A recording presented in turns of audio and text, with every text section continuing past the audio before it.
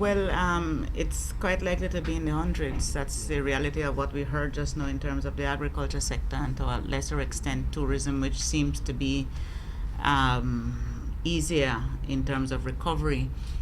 What we will be setting out to do is to ensure that the relief part of what needs to be done, which is the immediate response, can be dealt with quickly. That's food, water, whatever is needed for people who have been affected.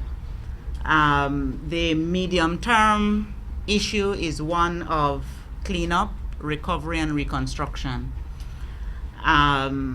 We have to be sure that in assessing our losses, we do so in a way that's as accurate as possible and in a way that deals with the economic cost of the losses that we have.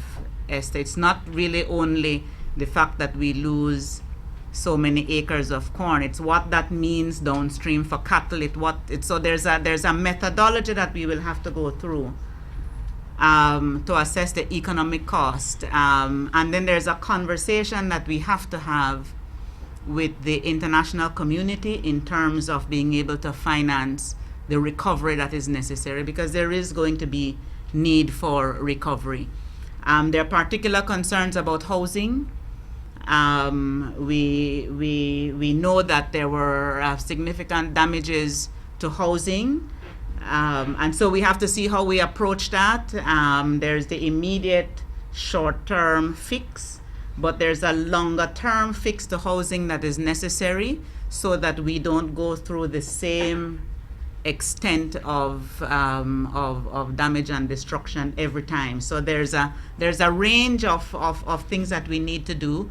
The experts in NEMO, in disaster assessment, are out doing their assessment. The experts in the Ministry of Agriculture doing their assessments. In BTB, they will be furthering the conversations with the tourism stakeholders so that we can be sure to take account of all that needs to be taken into account. But it is going to be difficult.